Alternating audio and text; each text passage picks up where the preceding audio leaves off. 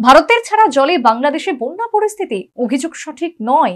ঢাকাকে কড়া বার্তা নয়াদিল্লির। বাংলাদেশের একাধিক সংবাদ মাধ্যম দাবি করেছে ভারতের ছাড়া জলের কারণে জেলাগুলি প্লাবিত।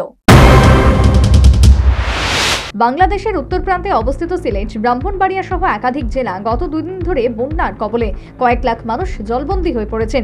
উদ্ধার কাজে সেনাবাহিনীকে নামানো হয়েছে।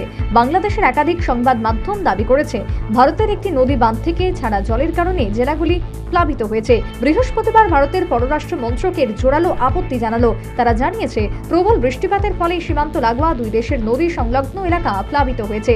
ভারতের ত্রিপুরা রাজ্য বিরাট অংশ জলের তলায়।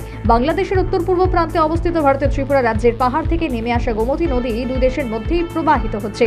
নদীর নিম্ন অববাহিকায় অবস্থিত বাংলাদেশ। ওই নদীর উপরে যে বাঁধ রয়েছে সেটি বাংলাদেশ সীমান্ত থেকে 120 কিলোমিটার দূরে অবস্থিত।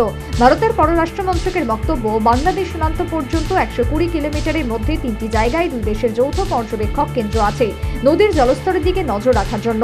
বাংলাদেশ সরকার নিয়মিত এই সংক্রান্ত তথ্য পেয়ে থাকে। সেই তথ্য থেকে দেখা যাচ্ছে গোমতী নদীর অববাহিকায় গত দুদিন ধরে যে বৃষ্টি হয়েছে তার কোনো নজির নেই।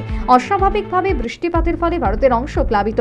ভারত সরকার জানিয়েছে বাংলাদেশ সীমান্তে 120 কিলোমিটার দূরে অবস্থিত বাঁধটি থেকে জলবিদ্যুৎ উৎপাদন করা হয়। সেখান থেকে বাংলাদেশ 40 মেগাওয়াট বিদ্যুৎ পেয়ে থাকে।